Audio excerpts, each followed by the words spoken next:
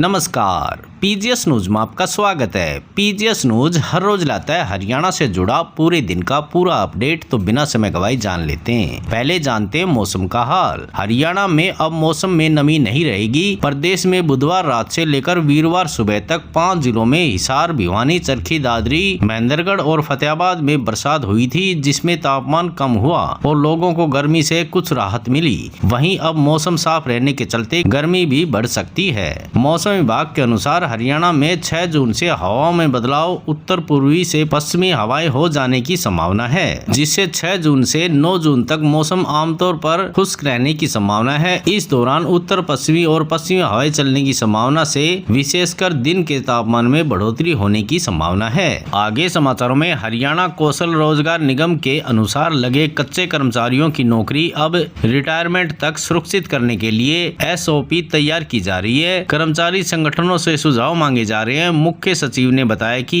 HKRNL कर्मचारियों को नौकरी सुरक्षा देने के फैसले में देरी हो रही है, क्योंकि कर्मचारी संगठनों के सुझावों का इंतजार है। भ्रष्टाचार के आरोपी अधिकारियों पर भी सरकार सख्त कार्रवाई करेगी। आगे समाचारों में अब हरियाणा के सरकारी स्कूलों में शिक्षा स्तर 2025-26 में शिक्षकों की एक जगह से दूसरी जगह जाने की ट्रांसफर ड्राइव शुरू होने की उम्मीद जगी है। मुख्यमंत्री कार्यालय की ओर से शिक्षकों के ट्रांसफर को हरी झंडी दे दी गई है। CMO की मंजूरी के बाद शिक्षा निर्देशालय ने ट्रांसफर की तैयारी चालू कर दी है। हालांकि JBT शिक्षकों को अभी और इंतजार करना होगा।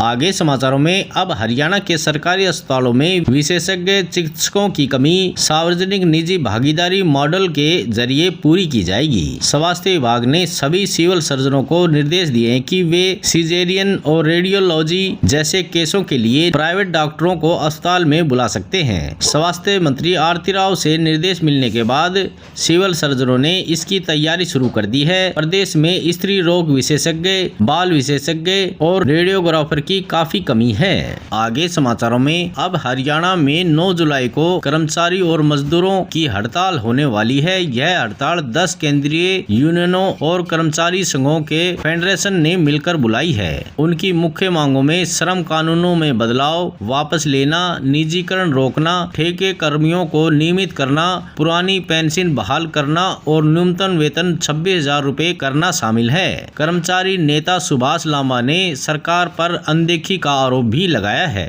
आगे समाचारों में अब हरियाणा शहरी विकास प्राधिकरण ने प्रॉपर्टी का कब्जा प्रमाण पत्र जारी करने की समय सीमा घटाकर 3 दिन कर दिया है। जमीन सीमांकन के लिए 4 और DPC प्रमाणन के लिए 5 दिन तय किए गए हैं। कुछ अन्य सेवाओं को भी सेवा का अधिकार अधिनियम में शामिल किया गया है, जिनमें जलापूर्ति और सीवरेज संबंधी कार्यों की समय सीमा भी निश्चित की गई है।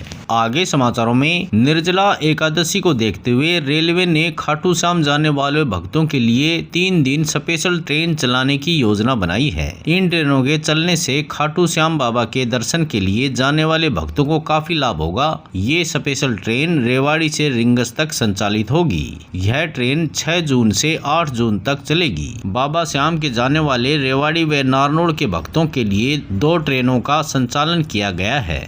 आगे समाचारों में हरियाणा के कुरुक्षेत्र में हरियाणा सिख गुरुद्वारा कमेटी आज शुक्रवार से अपना पहला धार्मिक समागम शुरू करने जा रही है। ये समागम गुरु हरगोविंद साहिब के प्रकाश पर्व के उपलक्ष्य में ऐतिहासिक गुरुद्वारा छठी पातशाही में होगा।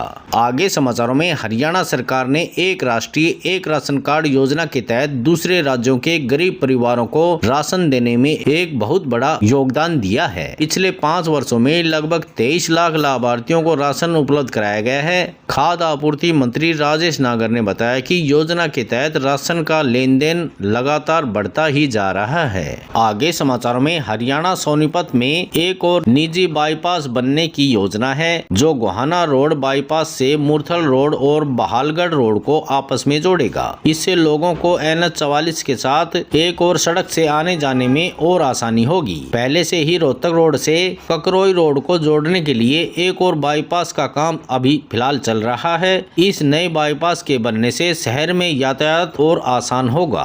आगे समाचारों में हरियाणा गुरुग्राम के 3 गांव बहरामपुर, मैदावास और उल्लावास का सीवर का गंदा पानी बरसाती नालों से गुजरता हुआ यमुना में जा रहा है। GMDA और नगर निगम की टीम ने निरीक्षण किया और पाया कि नगर निगम ने कई अवैध सीवर कनेक्शन दिए गए हैं। इन गाँवों के लगभग 20,000 परिवारों का गंदा पानी बिना किसी ट्रीटमेंट के यमुना में जा रहा है, जो कि पर्यावरण नियमों का उल्लंघन है। आगे समाचारों में हरियाणा के गुरुग्राम के भोंडसी और सोहना इलाके में टाउन एंड कंट्री प्लानिंग विभाग ने 13 से भी अधिक कॉलोनियों को गिराने के बाद जमीन मालिकों और प्रॉपर्टी डीलरों के खिलाफ FIR दर्ज करने की सिफारिश की है। विभाग ने राजस्व रिकॉर्ड में जानकारी देते हुए रजिस्ट्री पर रोक लगाने के लिए तहसीलदार को पत्र लिखा है। यह कार्रवाई अवैध कॉलोनियों के खिलाफ लगातार अभियान का हिस्सा है। आज समाचारों में बस इतना ही। कल मिलते हैं और नई खबरों के साथ। तब तक के लिए नमस्कार।